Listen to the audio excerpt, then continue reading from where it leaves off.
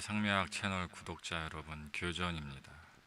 오늘 짤막 특강 주제는 몰상식한 사람들 때문에 치솟는 분노 어떻게 다스릴까 주제가 되겠습니다. 하루가 멀다 하고 우리 주변에서 좀 우리의 분노 게이지를 치미게 하는 일들이 참 많아지고 있죠. 세상은 참 상식화되고 있는데 왜 그런지는 모르겠습니다. 이렇게 소위 얘기하는 예의 없는 인간들 예의 없는 인간들 때문에 우리 주변에서 짜증과 분노를 많이 겪게 되는데, 오늘은 그 부분을 고전 심리학인 상묘학의 방법을 갖고 어떻게 접근해 볼까를 배워볼 차례입니다. 그런데 이제 오늘 들으시다 보면은 조금 여러분들이 가지고 계셨던 기존의 상식이 좀 깨지는 경험을 하실 텐데, 상묘학의 마인드 멘탈 관리하는 어떤 격언이 그런 말이 있습니다. 그 누구도 원망하지 않는다. 그리고 내 무엇도 동정하지 않는다. 그런 격언이 있습니다.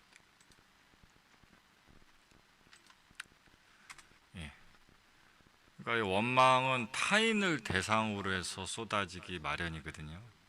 근데 상묘학에서 자신의 멘탈을 관리하고 좀 더 강한 의지를 가지기 위해선 타인을 원망하지 않는 법을 연습하고 훈련해야 되고, 그거를 자신의 어떤 신조처럼 가져야 된다고 가르치고 있는 거죠. 또 하나는 원망은 밖을 향하게 되고, 때론 힘들다 보면 동정을 하게 되어 있습니다.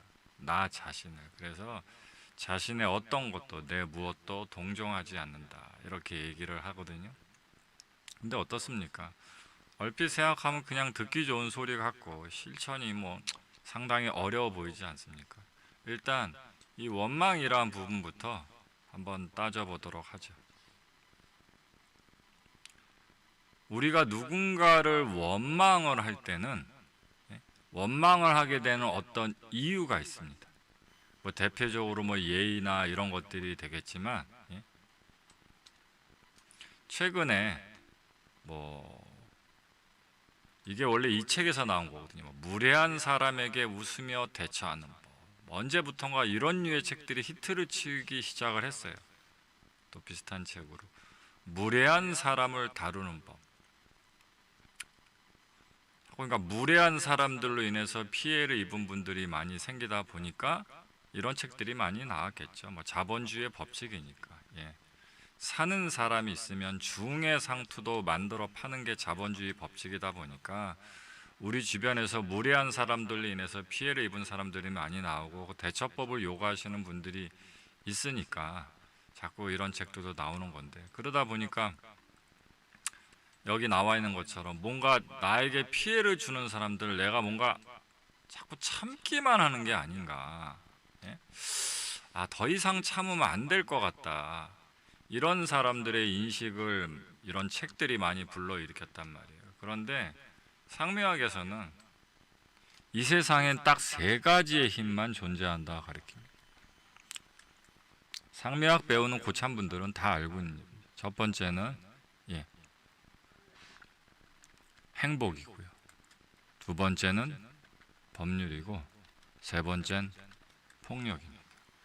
그래서 저도 똑같이 어떤 카테고리 상으로 치자면 인문학이나 철학 또는 심리학을 가르치는 선생님의 한 사람으로서 이런 류의 책들이 유행이 되는 걸 상당히 저는 안 좋게 보고 있습니다.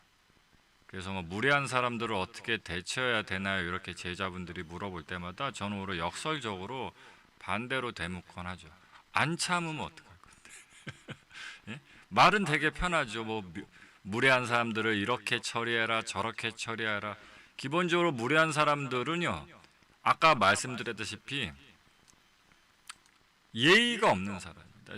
인성에 문제가 있는 사람들이 대부분이고 싸가지가 없는 사람들이 대부분인데, 애비 말도 안 통하고 부모 선생님 말도 안 통하는 사람의 말을, 그런 행동을, 처신을 우리는 무슨 수로 고칠 거냐 이거죠. 그 무례한 사람들한테 무슨 방법을 어떻게 하면 대처를 잘할 수 있을까요? 그래서 저는 반대로 이 부분을 역설적으로 재묻습니다. 안 참으면 어떡할 건데? 열받지만 잘 생각해 보세요. 도저히 더 이상 참으면 안 될 것 같다. 예? 그럼 안 참으면 어떡할 거예요? 그래서 이런 여러분들의 환상에서 좀 벗어나셨으면 좋겠습니다. 그래서 상명학에서는 뭐라고 얘기냐면 이 세 가지 힘을 갖고 이걸 설명합니다. 첫 번째 행복. 누군가가 내가 누군가한테 행복을 건네줘서 나를 좋아하게 만들어서 내 말을 듣게 만들거나, 이해되셨죠? 누군가를 나를 좋아하도록 내가 만들어 어떤 수를 쓰든 뭐 돈을 주든 뭐 뭘 사주든 뭐 재밌게 해주든 잘해주든 어떤 식으로든 이렇게 행복을 건네서 나를 좋아하게 만들어야 내가 힘을 가지고요. 못하겠어? 싫어? 그럼 억울하면 고소해야 됩니다. 법률에 호소하는 것밖에 없고요. 법률로 호소할 정도는 아니다? 그럼 나머지는 이거밖에 없습니다. 폭력. 패는 수밖에 없습니다. 그래서 상미학은 역설적으로 그래서 이 고전 심리학에 해당되는 대인관계를 가르치는 학문이지만 상미학은 그래서 이 폭력을 연습합니다. 심리호순술이라는 이런 정신적인 거에 어떤 멘탈을 관리하는 이런 것도 하고요. 실제로 무술, 격투기를 배웁니다. 그리고 이런 한도 위에서 누군가에게 행복을 건네는 그런 힘을 키우죠. 그래서 우리가 자꾸 우리에게 피해를 주는 사람들을 자꾸 참으면서 내가 참아서 못 살겠다, 더 이상 못 참겠다. 그런데 못 참든 안 참든 방법이 없다는 이해를 여러분들이 가지셔야 됩니다. 그런데 자꾸 요즘 사람들은 잘못된 피시적 사상에 물들어서 이해, 공감, 존중, 배려, 상식, 정의, 도덕 이런 부분들을 통해서 이렇게 저렇게 얘기를 하면 누군가가 나를 이해할 것이다. 나의 이해를 구하는 부분을 상대방이 들어줄 것이다. 그래서 뭐 소위 여기 따라붙는 사과, 해명, 반서, 재발 방지의 약속 이런 것들이 가능하다는 나름 너무나 말랑말랑한 헨젤과 크레테 그런 수준의 아주 동화스러운 생각들만 하고 계시는데 상미학에서는 이렇게 가르치지 않습니다. 상미학은 뭐라고 얘기하냐면 이해를 구하는 대신 나를 좋아하게 만들어라. 이렇게. 우리는 어떤 상식과 정의와 도덕에 입각해서 내가 이래서 이런데 왜 이걸 이해를 못 하십니까? 라는 식으로 누군가한테 이해를 구하려고 노력을 하시는데요. 이게 사실상은 본질에 해당되지 않는 겁니다.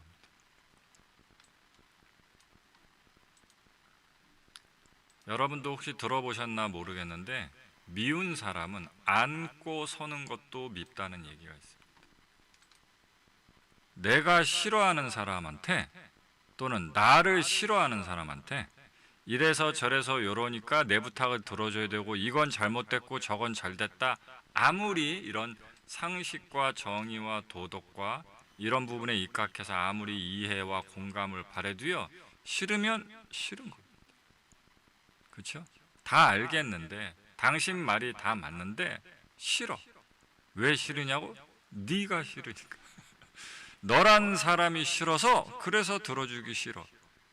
이런 식이 되면 그 어떤 설득도 논리도 팩트도 도덕도 상식도 먹히지 않습니다. 그래서 상묘학은 우리에게 몰상식하게 해서 우리를 화나게 하는 사람들을 어떻게 좀 혼내준다, 홍군형을 내준다 이런 발상을 버리라고 이야기하고요. 또는 어떤 이런 식의 상식과 정의, 도덕에 입각해서 상대방을 이해시킬 수 있다는 착각을 버리라고 말합니다. 그래서 상묘학은 대인관계 심리학의 근본 존립의는 내 뜻을 상대에게 관철시키는 것이며 내 뜻을 상대에게 관철시키는 가장 강력하고도 유일한 방식은 뭐다? 상대방이 나를 좋아하도록 만드는 겁니다. 자, 이 부분을 가지게 되면 드디어 제가 오늘 강의 초반에 말씀드렸던 상묘학의 경구가 어느 정도 연결되면서 이해가 되실 수 있을 겁니다. 그 누구도 원망하지 마라. 근데 어떻게 원망을 안 하죠? 저렇게 싸가지 없는 놈이 말귀를 못 알아듣고 몰상식하게 자기 주장만 하는데, 내가 이렇게 난 하나도 잘못한 게 없는데 저놈이 다 잘못했는데 저놈이 말도 안 되는 억지만 부리고 있는데 어떻게 저 사람을 보고서 원망을 안 할 수 있고 화가 안 날 수 있죠? 그래서 생각해 보시라. 이해를 구하는 대신에 나를 좋아하게 만들어. 그럼 반대로 한번 여쭤보겠습니다. 나를 좋아하지도 않는 사람을 상대로 어떤 이해를 구하려는 사람이 있다면 그는 어떤 사람일까? 바보 같은 사람일 수밖에. 저 사람이 나를 싫어해. 저 사람은 나를 좋아하지 않아. 그런데 저 사람이 나를 좋아하게 만들려는 그런 변화의 시도 없이 자꾸 뭐가 맞고 틀리고 도덕적으로 어떻고 뭐 이럴 수 있고 없고 이런 얘기만 구하면서 상대방이 나를 이해해 줘야 마땅하다 이렇게 우기는 사람이 있다면 바보일 수밖에 없어요. 그렇죠? 그렇게 되면 그걸 이해하는 순간 이게 사라져요. 누구 탓일까요? 예, 상대방 탓이 아닙니다. 저 사람이 저렇게 몰상식한데, 저렇게 매너가 없는데, 자기 멋대로 굴고 자기 주장만 하는데 어떻게 저 사람을 보고 빡이 안 칠 수가 있고 원망은 안 할 수 있습니까? 예, 이 본질을 이해하면 이게 풀립니다. 나를 좋아하지도 않는 사람을 붙들고 나란 바보는 이해를 구하고 있군요. 그리고 아직도 그걸 이해하지 못해서 저 사람이 나를 좋아하도록 만들어야 된다는 생각조차 못하고 있는, 또는 상대방이 나를 좋아하도록 만들 매력이나 능력이나 노력을 하고 있지 않은 나 자신을 발견하게 되니까 누굴 원망하겠어요? 그래서 원망이 안 되는 거예요. 그리고 잘 생각해 보시면 우리가 누군가가 나를 좋아하지 않는 상태에서 상대방한테 이해를 구할 때 반대적인 부분도 있을 수 있거든요. 저 사람은 내가 부족하거나 내가 못나서가 아니라 누구도 저런 사람을 좋아할 수가 없다. 저 사람은 내가 저 사람이 나를 좋아하도록 만들 수 있다고 해도 그러고 싶지가 않다. 워낙 인간이 글러먹은 사람이다. 이런 경우도 있을 수 있거든요. 그런 경우에도 역시나 상대방을 원망하지 않을 수 있습니다. 인도의 격언 중에, 이게 지금 겐지스 강을 제가 사진으로 올려놓은 거거든요. 인도의 격언 중에 원수가 미울 때는 겐지스 강가로 가라, 이런 격언이 있습니다. 왜? 누가 믿고 분노가 치밀 때는 겐지스 강가에 가서 오늘도 내일도 모레도 하염없이 기다리다 보면 어떤 일이 온다? 겐지스 강에 원수의 시체가 둥둥 떠내려가는 모습을 보게 될 것이다, 이렇게 얘기합니다. 무조건 원수가 나보다 먼저 죽어서 강가로 떠내려간다는 뜻이 아니고요. 조금 전에 상묘하게 가르친 대로 내가 저 사람을 좋게 보고 원망하지 않아서 나를 좋아하게 만들려고 해도 저 사람 자체가 그 누구도 좋아할 수 없는 사람, 그 누구도 좋아할 수 없는 그런 인격적으로 글러먹은 사람일 때는 내가 그 사람을 가진 원망을 하고 그 사람한테 복수를 하지 않아도 그 사람 자체는 그 누구도 좋아할 수가 없고 좋아하게 만들 수 없는 사람이기 때문에 다른 사람들의 해를 입어서 나가 원망하고 복수할 필요가 없이 그 사람이 저절로 기다리다 보면 겐지스 강가에 둥둥 떠내려가는 시체로 발견된다는 뜻입니다. 어떻게 보면 되게 간단한 문제입니다. 그래서 상미학은 이거를 그렇게 설명하는 거죠. 이 세상의 힘은 단 3개만이 존재할 뿐. 어떤 책, 어떤 가르침에서 뭐 매너 없는 사람들을 어떻게 하면 그 사람들이 찍소리 못하고 나한테 함부로 하지 못하고, 말도 안 되는 소리입니다. 이 세상의 힘은 단지 3가지 뿐입니다. 첫 번째, 누군가한테 힘을 가지고 여러분의 뜻을 관철시키려고 하시면 여러분들이 상대방보다 강한 사람이 되거나 똑똑한 사람이거나 또는 싸납게 대들고 들이받는 사람이 되거나 그 어떤 것도 소용이 없고요. 여러분들이 행복을 건네는 사람이 되셔야 합니다. 행복을 건네서 상대방이 나를 좋아하도록 만들 때만 우리가 힘을 가집니다. 그게 아닌 나머지는 법률에 호소해서 소송을 해서 이기거나 아니면 무자비한 원시적 폭력을 가해서 상대방을 때려 눕히는 것 말고는 방법이 없습니다. 아무리 말랑말랑한 내용들을 갖고 달콤한 이야기로 이런저런 책과 유튜브에서 우리 주변에 무례한 사람들이 우리말을 듣고 반성하고 눈을 깔고 그걸 해도 거기에 넘어가시면 안 됩니다. 역사 이래로 이 세 가지 이외에 힘은 존재한 적이 없습니다. 그렇기 때문에 우리는 누군가가 우리에게 몰상식한 행위를 해서 우리가 분노가 치밀고 저 사람을 어떻게 해야 될까 또는 내 이 감정을 어떻게 해야 될까 이런 생각이 들 때마다 나라는 사람은 나를 좋아하지도 않는 사람 또는 누구도 좋아할 수 없는 사람을 상대로 이해를 구하고 있는 바보짓을 하고 있구나. 그 사실을 깨달아서 내가 저 사람한테 따져 묻고 싸우고 감정을 드러낸 대신 저 사람한테 행복을 건네서 나를 좋아하도록 만들던가 그럴 수 없는 정도로 이미 처참히 인격적으로 망가진 사람이라면 내가 아닌 다른 사람이 그 사람한테 해를 입히고 복수를 할 것이 너무 자명한 사실이니까 그런 모든 것으로 자신의 원망을 다스려내야 돼요.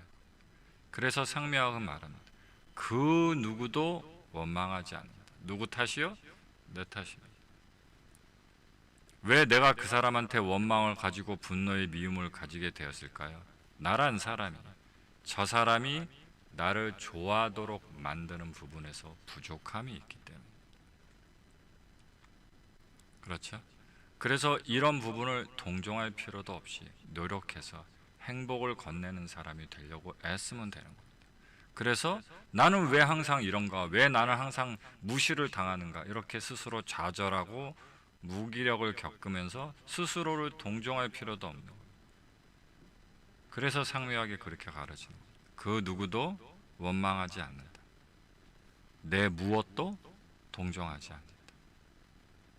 누군가 미운 사람, 원망되는 사람을 만나서 도저히 이해가 안 되고 분노가 치밀고 누가 너무 밉고 잠이 오지 않고 괴로울 때 그걸 한번 떠올려 보세요. 나를 좋아하지도 않는 사람 앞에서 나는 무엇을 하고 있는가? 저 사람이 나를 좋아하도록 만들지 못하는 나의 이 부족이 문제인가? 저 사람의 인격이 문제인가? 누구를 원망해야 하는가? 이 부분을 이해를 하시면 누군가를 향한 원망의 마음도 어느 정도 해결이 되실 거고 도대체 이 몰상식한 인간들 어떻게 홍군형을 내야 될까? 이 새끼들 어떻게 이거를 싸가지를 고쳐야 될까? 라는 부질없는 고민에서 탈출하게 되실 겁니다. 방법은 오직 하나. 그 사람한테 필요와 도움과 쓸모와 행복을 건네서 나를 좋아하게 만드는 것. 오직 그 방법 말고는 답이 없습니다. 근데 그러고 싶지 않으시다고요? 그 새끼는 인간적으로 정이 안 간다. 상종하고 싶지도 않다. 그럼 누구 탓이죠? 내 탓입니다. 이 원망 누구 때문에 생긴 거예요? 나 때문에 생긴 거예요. 이제 좀 이해가 되셨습니까? 자, 오늘 짤막 특강은 이쯤에서 마치겠습니다. 그러니까 좀 원망의 감정 좀 다스려 보시기 바라겠습니다.